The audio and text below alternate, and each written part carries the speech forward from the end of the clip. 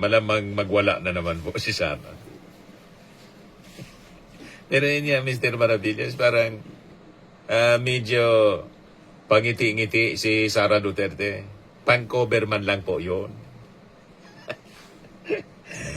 Para hindi isipin ng mga mamamayang Filipino na nagpapanik siya. Diba? Pang-cover. Pero deep inside talagang matindi na yung pagkataranta. Lalo yung affidavit po ni Madriaga. Matindi yun, mga kababayan. Nag-react nga agad si Sara, mga kababayan.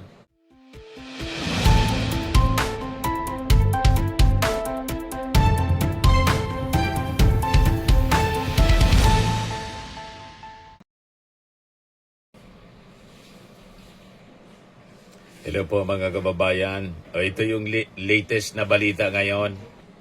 Yung House panel, mga kababayan, House Justice Panel, isusubpena yung tax records ni Sara Duterte, pati yung mga business documents.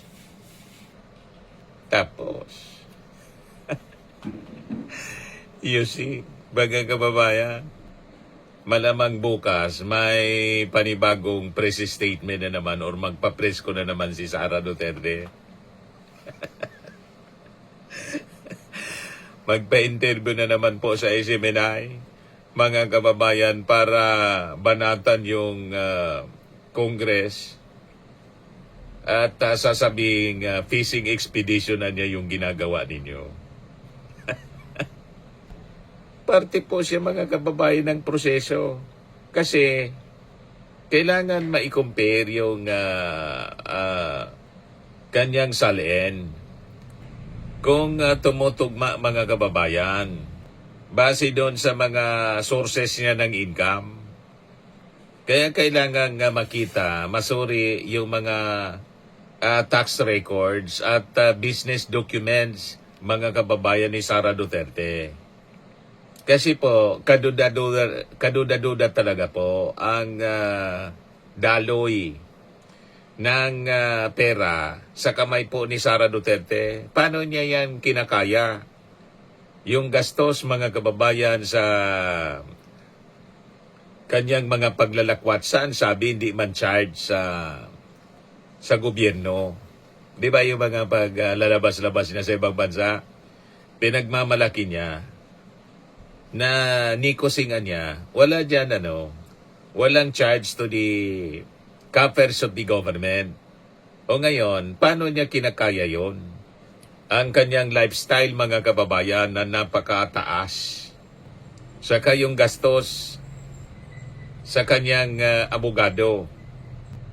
The battery of lawyers, mga kababayan, na nagtatanggol sa kanya, pati yung sa kanyang tatay. Di ba po?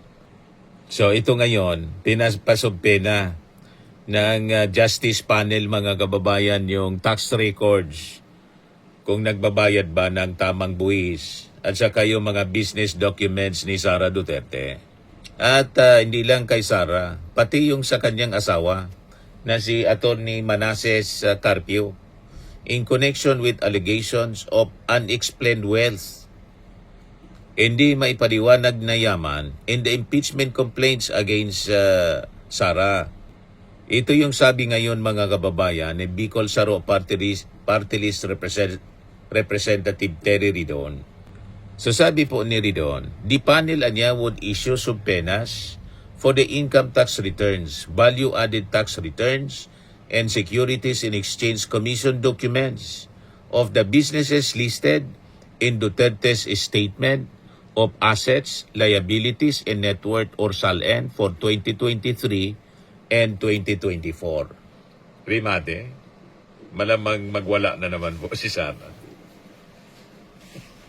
Pero yun niya, Mr. Maravillas, parang medyo pangiti-ngiti si Sara Duterte. Pang-cover man lang po yun. Para hindi isipin ng mga mamamayang Filipino na nagpapanik siya. Diba? Pang-cover. Pero deep inside talagang matindi na yung pagkataranta. Lalo yung affidavit po ni Madriaga. Matindi yun, mga kababayan. Nag-react nga agad si Sara, mga kababayan, nang i-request ni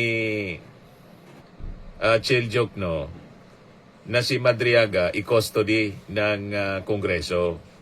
So sabi ni Ridon sa kanyang paliwanag na kailangan na niyang ipaliwanag, Sara should explain the gap between Duterte's net worth of 7 million in 2007, 18 million in 2008, and 88 million in 2024. Matindi yung pagtalon ng kayamanan, mga kababayan. Saan galing? Imagine, from 18 million, naging 88 million. Wala ba siyang ginagastusan? Di ba? Anong mga negosyo ang pinasok niya? Bakit ganon kabilis, mga kababayan, ang pagdami ng kanyang kayamanan? This could be explained, Anya, by other lawful income from law practice and business interest listed in the SALN. Paliwanag, mga kababayan, ni Ridon. Ibig sabihin, yung 50 million po should be produced by this business interest, by this professional interest. If the gap is not explained, Anya, there is a prima facie showing of unexplained wealth. Kung hindi may paliwanag, unexplained talaga po. At malamang tama yung duda ni Trillanes kung saan galing. Di ba? The proceedings in the impeachment will in fact provide the opportunity to the Vice President niya to actually explain that particular 50 million pesos, sabi ni Ridon. Earlier, Akbayan Representative Chel Jokno asked the panel to subpoena Duterte SALNs from 2007 to 2013 and from 2016 to 2022. Iba kita niya, pati yung panahon na hindi pa siya mayor. Mayor pa lang siya, o vice mayor. Hindi pa siya vice presidente. Iko-compare nga paano tumalon ng ganun. So, kailangan may comparison siya. Yun ang purpose niyan, mga kababayan. Kaya, pati yung panahon na hindi pa siya vice presidente. Jokno also asked the committee to seek a certification under oath of whether or not the Anti-Money Laundering Council has records of covered or suspicious transactions of Duterte involving her accounts in her name, as well as accounts in the name in that of her husband, Manasseh Scarpio, o yung kanyang tatay na si Rodrigo Duterte. Duterte had criticized the move, saying this amounted to a fishing expedition, Anya, and showed that there was no evidence to support the complaints against her. Anong sinasabi mong fishing expedition? Na ito yung consequences ng petisyon na nag-technical sa unang impeachment. O, di ba? Ito yung sinasabi ni Atty. Garrido. O, napasama tuloy. Proud na proud dati si yung abogado niya, si Torion, Atty. Torion. Kasi nanalo daw sila na mateknikal yung unang impeachment complaint laban kay Sara. Di ngayon, as a result ng naging desisyon na pumabor sa kanilang petisyon, ito na ngayon ang consequences. Kailangan na magsagawa ng mini trial,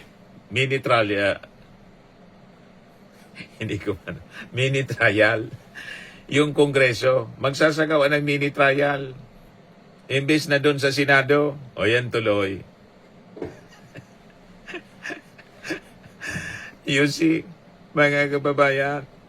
Kaya sabi dito sa balita ng abogadonews.com, but Ridon countered this and said the impeachment case will proceed even if these documents are not subpoenaed since the case is essentially complete. He said that the panel would be seeking is additional documentation. Besides, he said, the bank records could only be subpoenaed in impeachment proceedings because this is an exception to the bank secrecy law. Ito yung reaction ni Atty. Wilfredo Garrido. Here's your bloodbath. Why is BP Sara whining that evidence will be gathered and presented at the House during the mini trial of her impeachment case? Isn't this what her lawyers wanted all along, especially Israeli Toturion, who has been congratulating himself for winning her case at the Supreme Court, that she is entitled to a notice in hearing as part of her right to due process of law? That is what is happening. The complainants and their backers in the House seeking subpoenas to fish for evidence wherever they may found to make their case stand. And sa salute, lawyer ka rin, di ba? Paano na yan ngayon? Napasama. Di ba? O ngayon, sa ibang kwento mga kababayan, kinastigo ni Atty. Garrido si NBI Director Matibag. Ayan o. Why did NBI Director Matibag allow himself to be bullied by Atty. Ferdinand Topacio at the investigation na niya? Ayan o. At the investigation na niya, the other day, where all 18 ex-Marines were subpoenaed to appear. The NBI director wanted to examine the ex-Marines one by one without the presence of the others. Topacio would have none of it. It was either all of them or nothing. Excluding witnesses from each other testimonies is an investigative and trial technique. As old as Solomon, sabi ni Atty. Garrido, this is to prevent the witnesses from corroborating each other or parroting each other lies. Reportedly, Topacio was shouting around, preventing his clients from cooperating. While respondent is entitled to counsel, his counsel is not entitled to flout normal procedures or disrupt the proceedings. Matibag should have detained Topacio for obstruction of justice and kept it in a room where the sun does not shine. What else should Matibag do? Subpoena the ex-Marines one by one so that only one appears at a time. Get some spine. Topacio does not have enough weight to throw around. Correct.